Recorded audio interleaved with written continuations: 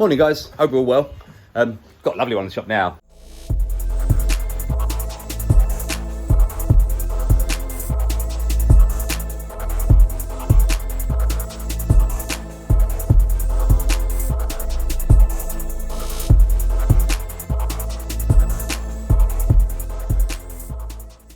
Big place in my heart for this one. Always loved a Ford.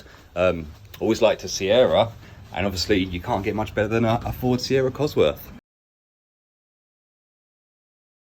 So Bonsai looks all happy still. So here we are. Gorgeous looking. Really, get that radio turned down. Really nice condition. Someone put the steering wheel on the wrong side, which, okay, yeah, can't really fault them down for that. But just a really good example of it. No one's stolen these, which is lovely to see. Got the right wheels on it. Interior looks immaculate, to be honest. So really clean and fresh in here. Headlining's not really sagged. So absolutely stunning, guys. We're not doing a lot of work on it today, so just a quick, easy one. Let me just sit myself in here.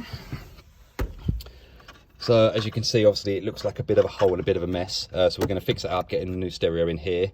And he did have one of the old Ford EQ drivers here, which is sort of like a balance and bass box and things. So we'll get that all sorted out, and I think we'll try and blank this lower section out of here. But yeah, really nice. We got a low mileager as well. So we've got 38. If that's original, which from the feel of the car it could be, it still feels very tight, to be honest, but I won't know. But just an awesome place to be. Right, I'm going to get in here and have a little look around and see what we've got going on, and I'll show you guys in a bit. But yeah, absolutely love these cars. It's well, it's the old man's turbo Sierra, so shame it's not an RS500, but they are becoming incredibly valuable now. It's kind of crazy how the cost they're going for. But yeah, just a really nice example of a Sierra Cosworth. I guess this is what everybody wants to see, including myself. So, looking very nice. Obviously he's done a little bit of work to it, not totally custom, not totally original, but no harm in changing over all these sort of things. But yeah, very nice Cosworth lump. Love to have this. I've got an old XR2i that I've always wanted to do an engine swap for this, but yeah, I think the gentleman will notice if I take his engine out rather than do the stereo. But anyway, that's enough gawking. We'll get back on with the car. Yeah, it's not so bad. So basically we've just got the powers and speaker wires here. So I'm going to change these over and fit up an ISO plug. It's a shame to change them, but to be honest, they're not exactly in original condition anyway. They've been chopped and changed. The customer wants me to put in a new stereo, so we'll get a new ISO connector in. We've got the aerial, we've got a Bluetooth stereo to go in, so we'll get a microphone up here, and we'll be ready to rock and roll. Right, I'll get back to you in a sec when I've made all this wiring all good as it needs to be. Right, just thought I'd show you another little trick that we do, if I can find the part that I need. Right, so we started to work through some of the power cable stuff. We'll get that out of the way for the moment. Now, obviously, on here, we've got all these different colour wires for all the different speakers. It's a bit of a mess. Now, I don't know if you remember before, you would have seen me use that little system there, the AA battery, to check the polarity of a speaker. What we can also use it for is finding out which of these speakers it is, front left, front right, rear left, rear right. So if we just do a quick tap, I can hear a little sound coming from the front left speaker. So I now know that we can mark those onto the front left. So I'll just work through the system and work out which speakers are which, and we'll move forward from there. So AA batteries, more useful than they appear. Right, there we go. As you can see, a lot neater now. So we've got our ISO plug, ready to rock and roll. Left the blue out in there in case he ever wants to add amplifiers or anything else in the future. It'd be easy to get to. Obviously, we've got the original aerial network. Having a look at this bottom piece, and annoyingly, it is wider than one of our standard DIN pocket pieces. You can see if I line that up with that edge, we've then got a hole over there.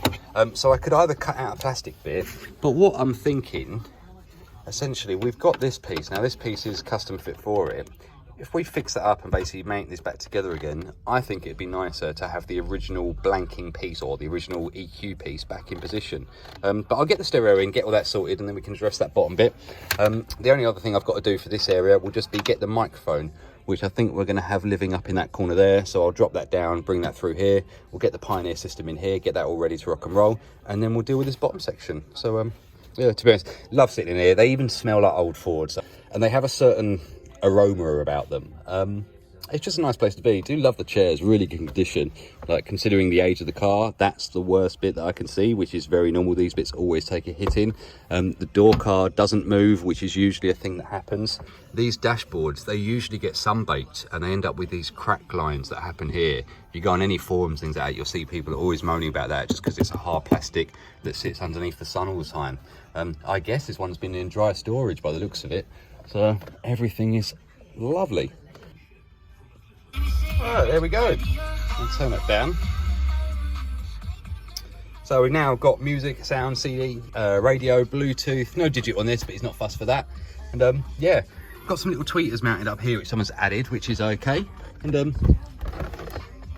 it's all good, just having a listen through them all. And then the back speakers, they're doing what they should do. So I'm all happy for the moment. Just got to blank this lower section out, and we're good as gold. Very, very, very jealous. Love a Cosworth lump. Little turbo, little double overhead cam, a little fuel injection. Everything you need from a Grandad Sierra.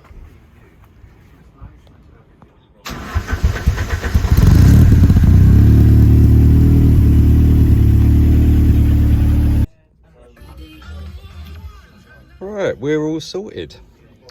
So I've just fixed up that lower panel and just put that back in, because I thought that would be nicer than just having the gap. And like I say, it's wider than a normal stereo, so getting a blanket or anything to go in there, but to be honest, it keeps it looking original, or what people would expect to see in here.